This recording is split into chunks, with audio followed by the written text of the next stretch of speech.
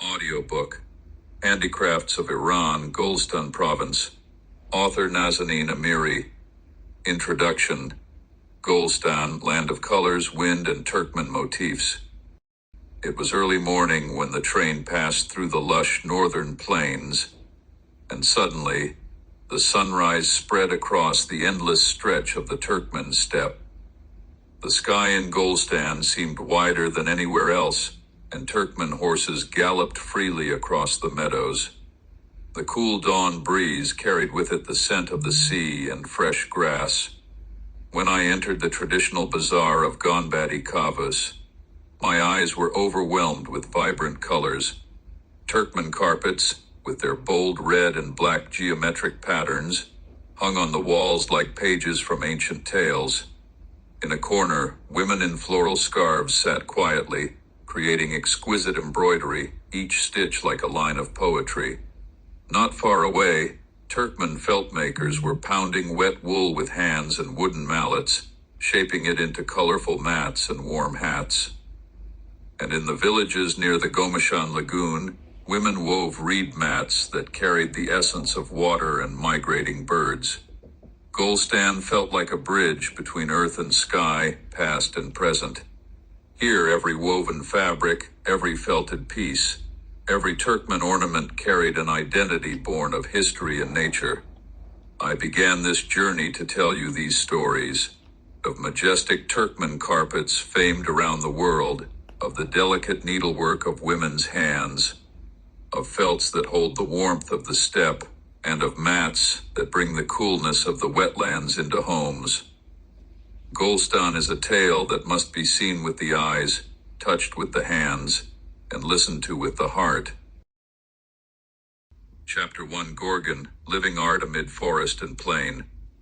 It was another peaceful day when I entered the city of Gorgan, a place nestled between the lush Hyrcanian forests and the vast expanses of the Turkmen steppe. The cool air and the earthy scent of rain-soaked soil filled the narrow old streets. In this historic city, crafts and artistry are so deeply woven into daily life that every corner of the bazaar, every household, carries a trace of it. Textile weaving and jajams of Gorgan. In the old bazaar, the rhythmic sound of wooden looms echoed through the alleys. Gorgani women sat at their small looms, interlacing colorful wool and cotton threads. The jajims, with their simple geometric designs and bright hues, red, blue, green, looked like fragments of living nature. These hand-woven textiles are still used in homes as blankets, curtains, and even dining cloths, giva and traditional footwear. In another corner of the bazaar, handmade givas lined the shelves. Their uppers were woven from white cotton yarn, while the soles were crafted from leather or durable rubber. One of the craftsmen told me, "Giva has always been the companion of people in the mountains and plains, light, airy, and resilient. Even today, young people choose them for their comfort, felt making in natural colors." Gorgan is one of the historic centers of felt making in northern Iran. In small workshops, washed and dyed wool is pressed under hot water and the strong hands of artisans, transforming into soft yet sturdy felts. Their bold geometric motifs in red and black on a gray background reflect the simplicity and strength of the local people's lives. Wooden crafts. In some workshops, the scent of walnut and birchwood lingered in the air. Artisans, using only their hands and traditional tools, carved spoons, bowls, and kitchen utensils. These modest yet practical items still hold an important place in the daily lives of local families. Leaving the bazaar. As I left the bazaar, my thoughts lingered on the beautiful jajims and carpets. Gorgan is truly a treasure chest, one that still breathes through the hands of its artisans. Chapter 2. Handicrafts in 3 cities. Aliabad Katul, Manudasht, and Gonbadi Kavas. Aliabad Katul, color and pattern in the heart of the mountains. Early in the morning, as the mist rested on the lush Katul forests, I entered the small marketplace of Aliabad. From the courtyards of houses, the sound of looms echoed softly. Women in bright dresses sat by wooden looms, weaving Katuli kilims with bold geometric motifs in vivid reds, blues, and greens. Alongside kilims, jajim weaving was also thriving here, narrow, sturdy striped textiles mostly used as blankets or covers. When I touched one of the jajims, its woolen scent instantly revived the warmth of old northern homes. Manu-dashed, simplicity of matting, beauty of wood. In Manu-dashed, nestled between mountains and forests, handicrafts remain closely tied to daily life. Village women still weave mats and baskets from rice stalks and wheat straws. On the ground, simple hand fans and woven mats lay, reminding me of the agricultural rhythms of this land. Wood carving also holds a special place in Manu-dashed. Local artisans craft spoons, bowls, and kitchen tools from forest wood. These objects, both practical and natural, carry the rustic charm of their woodland origins. Gonbadi Kavus, music, jewelry, and Turkmen carpets. Arriving in Gonbadi Kavus, the towering historic Gonbadi Quabus monument stood like a timeless sentinel over the plain. But in the city's bazaar, something else caught my eye. The Turkmen carpets. Turkmen women, dressed in long gowns and colorful headscarves, sat at their looms weaving traditional Turkmen gul motifs in deep reds and blacks. Next to the carpets, brightly lit vitrines displayed shimmering Turkmen silver jewelry, layered necklaces, large earrings, and coin-embroidered ornaments sewn into women's dresses. From a corner of the bazaar, the soft sound of the dotar floated in the air, turning the entire scene into a living portrait of Turkmen culture. A journey's treasures.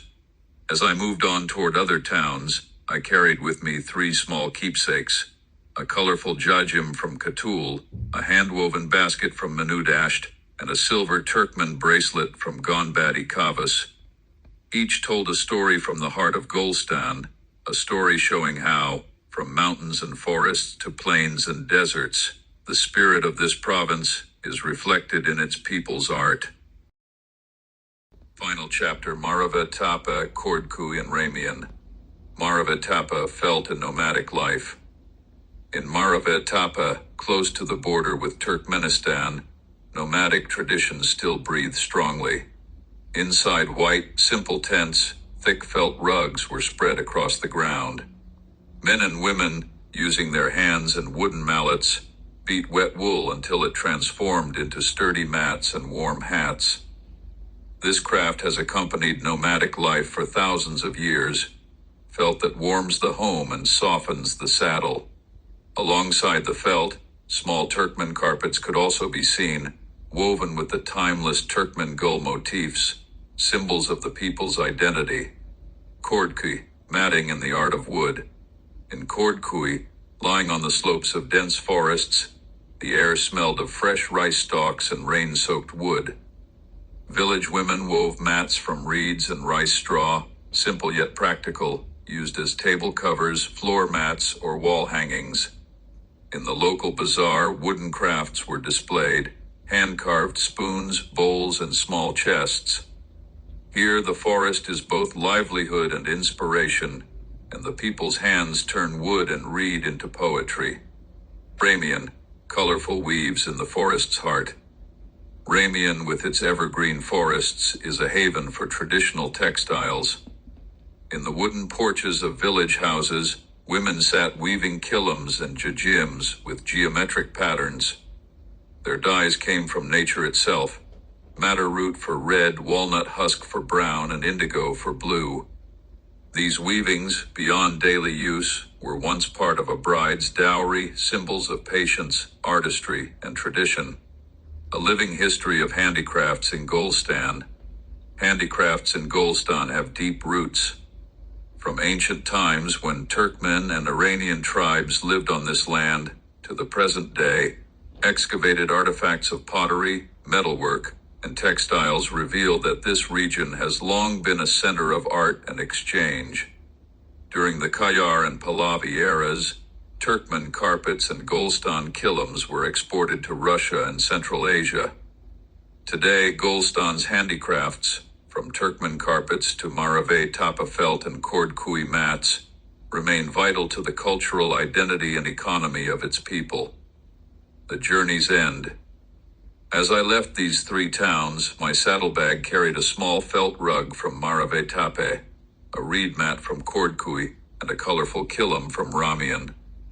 Each one embodied a piece of Golestan's soul, felt from mountains and nomads, a mat from reeds and rice fields, and a kilim from the Hyrcanian forests. I realized Golestan is not only about natural beauty, it is a land where art has been interwoven with soil, wood, wool, and thread for 1,000 years, and where it still thrives in the hands of its artisans. The end.